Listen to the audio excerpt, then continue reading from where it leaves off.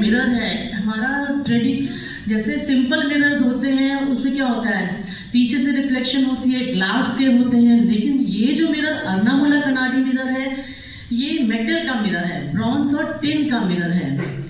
और इसको बनाने के लिए बहुत लंबा समय लगता है क्योंकि इसकी जो मिट्टी मिलती है वो अर्नामुला कनाडी केरला में एक विलेज है, वहीं पर जो उसके बनाने वाले लोग हैं, और इसको अब गवर्नमेंट ने जीआई टैग भी दिया है ताकि इसका प्रोत्साहन हो सके इस मिरर का। और it is considered as one of the Ashtamangalam items. जैसे शादी होती है तो वहां पर इसको ऑस्पिशियस माना जाता है कि ये दिया जाता है। हालांकि कॉस्टली इसलिए है क्योंकि इसको बनाने में काफी समय लगता है, और इसके अंदर जो रिफ्लेक्शन आती है वो सामने से फ्रंट रिफ्लेक्शन है। जो बाकी मिरर्स होते हैं उसमें बैक रिफ्लेक्शन होती है सिंपल ग्लास मिरर्स में। और बेसिकली एक ये सिंबॉलिक भी हो जाता है कि जैसे मिरर में देखते हैं तो हम अपने आप को देखते हैं, तो एक सेल्फ इंट्रोस्पेक्शन के लिए भी ये इसका सिंबॉलिक मीनिंग आ जाता है। ये कुछ जो ट्रेडिशनल चीजें दिखाई गई है, बाकी कुछ नहीं है इसमें ज्यादा।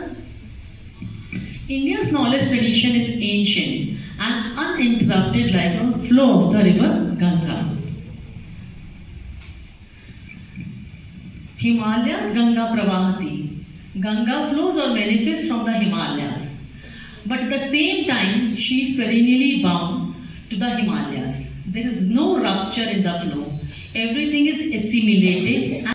आसना भी करने से हम आरोग्य होते हैं। और सुबह उठ के हमें एक्सरसाइज लिखा है, थोड़ा हल्का फुल्का खाना चाहिए सुबह में, और फिर उष्ण गर्म पानी पी रहे हैं, तो उसके बाद एलिमिनेशन हमारा जो बॉल वगैरह एक्सक्रीट हो जाए, पेट से ही आधी बीमारी तो हमारी सारी पेट से ही होती है।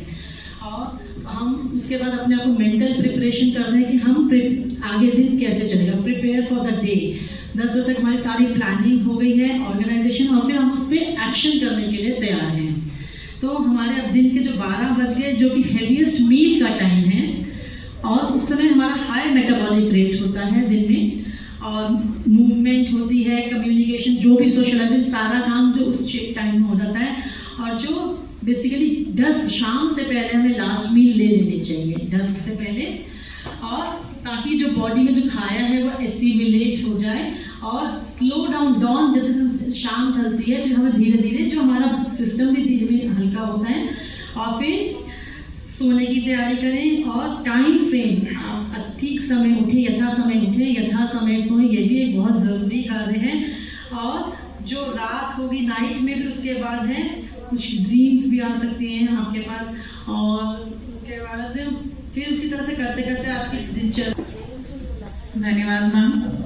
जैसे मैम ने कहा, मैम का नाम सीमा है, और ज्ञान की कोई सीमा नहीं होती। भला ही हम फैकल्टी हैं कहीं, लेकिन ऑलवेज हम हमेशा विद्यार्थी रहेंगे, और लर्निंग सबसे अच्छा प्रोसेस है।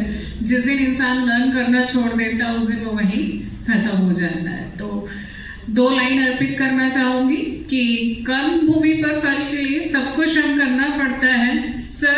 रब सिर्फ लकीरें देता है, रब सिर्फ लकीरें देता है, रंग हमको भरना पड़ता है। तो मैम ने बहुत मेहनत की और सारा अचीव किया है। बहुत बहुत धन्यवाद मैम। मैं राजीव पिंटू सर को बुलाना चाहूंगी कि वो आए और आगे कार्यक्रम करें। और इग्नोर करने के कारण जो दोष इम्बैलेंस होते हैं उसे प्रज्ञा प्राप्त कहते हैं। तो अगर आप देखें इसके उद्देश्य में पहले स्वस्थ, अगर आप प्रज्ञा प्राप्त नहीं करते हैं, स्वास्थ्य की रक्षा करते हैं, और इसीलिए पहले इसमें बताया हुआ है आहार विहार के थ्रू, आपके ऋतुचर्या दिनचर्या के थ्रू, कि आप अपने आप को हेल्दी कैसे रखें। और फिर भी उसके रहते हुए there are different factors as well, external environmental factors are working. आज के टाइम में अगर आप देखें सबसे कॉमन इस समय जो है वो पॉल्यूशन है। अभी हमारे बीच में हमारे महाविद्यालय के प्रबंधक पहुंचे हैं, उनका हार्दिक अभिनंदन, स्वागत है सब। और भी कोई फैकल्टी जो अदर कॉलेजेस में अपने अगर कोई थॉट्स रखना चाहते हो तो इनवाइटेड है।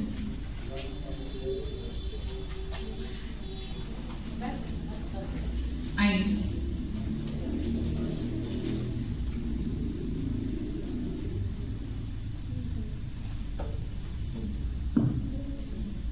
मैं doctor Dayanidhi Tiwari, college of education Bilaspur से आज के इस सभा में उपस्थित सभी का नमन करते हुए, जैसा कि यह विषय बहुत ही महत्वपूर्ण विषय आज का रहा, मैम ने बिल्कुल स्पष्ट रूप से सारी बातें और आधुनिक तकनीकी के माध्यम से समझाने का प्रयास किया।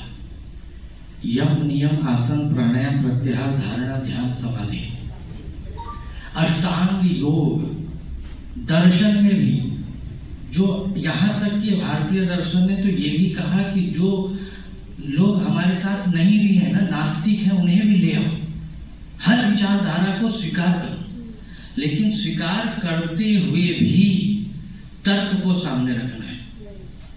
हमें आयुर्वेद के नाम पर कुछ भी घास फूस दे दिया जा रहा है, उसे स्वीकार नहीं करना है। आयुर्वेद के नाम पर, योग के नाम पर कुछ भी परोस दिया जा रहा है, स्वीकार नहीं करना है। हमारे ऋषियों ने, हमारे वैज्ञानिकों ने, क्योंकि मंत्र chemical substance, if there is any reaction, both are transformed. तो सुनने वाला भी और सुनाने वाला भी, दोनों में चेंजेस होते हैं। आप सभी का बहुत धन्यवाद। आपसे मिलता है हर समस्या का निवारण। स्वागत करते हैं, आप हैं हमारी प्रेरणा के कारण। मैं प्रिंसिपल सर को बुलाना चाहूंगी 2 शब्दों के लिए कि आया हो।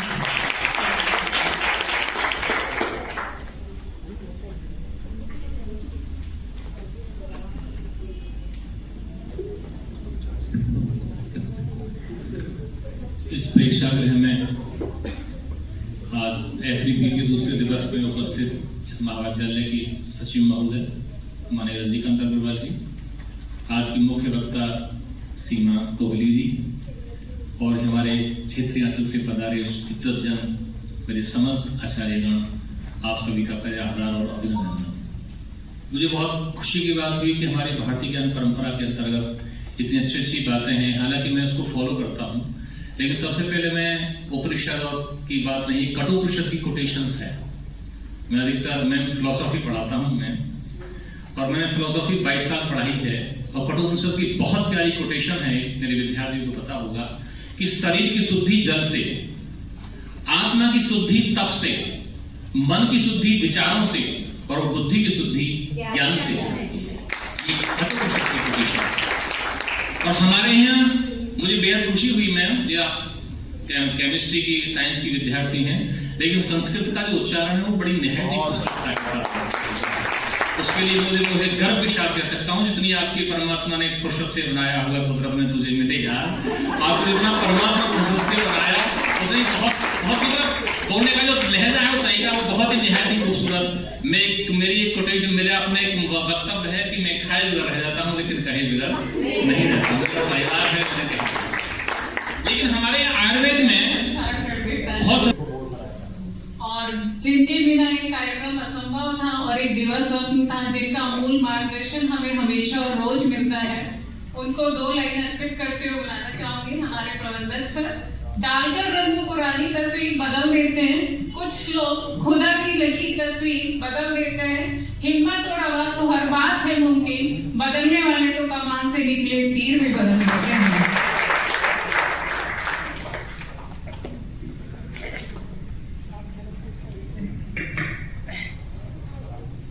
आज के इस कार्यक्रम के द्वितीय दिवस में हमारे महाविद्यालय में पधारे हुए आप सभी अतिथियों का मैं तहे दिल से हार्दिक स्वागत और अभिनंदन करता हूँ। आप आज यहाँ आए, निश्चित तौर पे हमारा मान सम्मान बढ़ा है, और हमारे स्टाफ को भी, बच्चों को भी आपके विचारों से कुछ ना कुछ सीखने को जरूर मिलेगा। वैसे मैं ज़्यादा ना कहेंगे, क्योंकि डॉक्टर साहब ने सारे कुछ खत्म कर दिया। क्या बोलूँ, मैं एक छोटी सी बात कहूँगा। जैसे अभी मैंने पूछा कि आज का टॉपिक क्या है, क्या आयुर्वेद का है, तो मैं एक प्रैक्टिकली बात आपको बता देता हूँ। अगर आयुर्वेद को अपनाओगे तो ऐसे बनोगे, और अगर नहीं बनाओगे तो मुझ जैसी बॉडी। बड़ी सीधी सी बात है। धन्यवाद।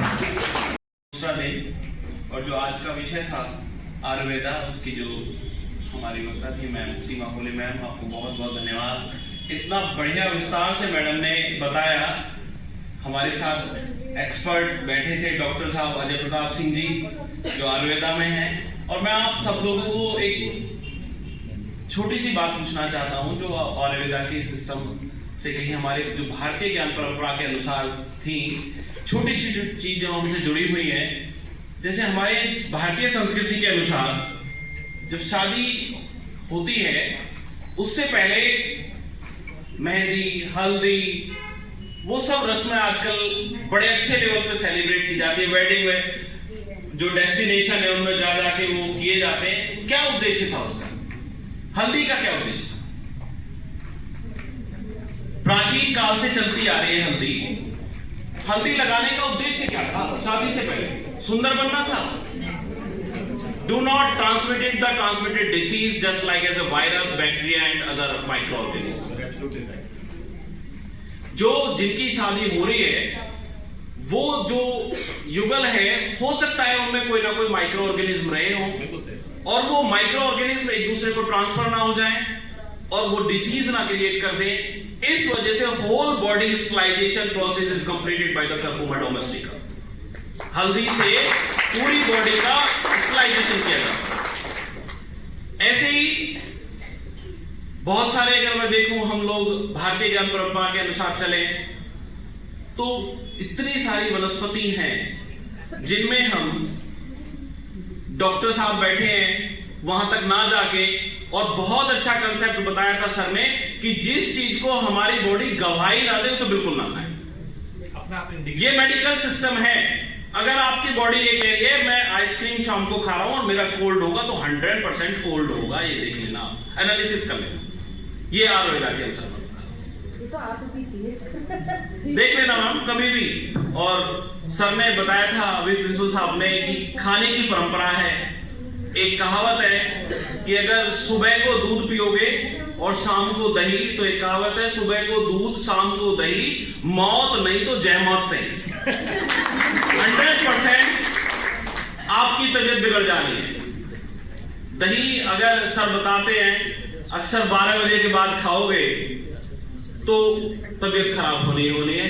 तो ये खाने की पीने की व्यवस्थाएं, अगर मैं वैसे तो सब लोग लेट हो रहे हैं, 2 मिनट और आप लोगों के लूंगा। हम ये जो भारत है वो गांव का देश है और गांव में कृषि और पशुपालन 2 व्यवस्थाएं थी।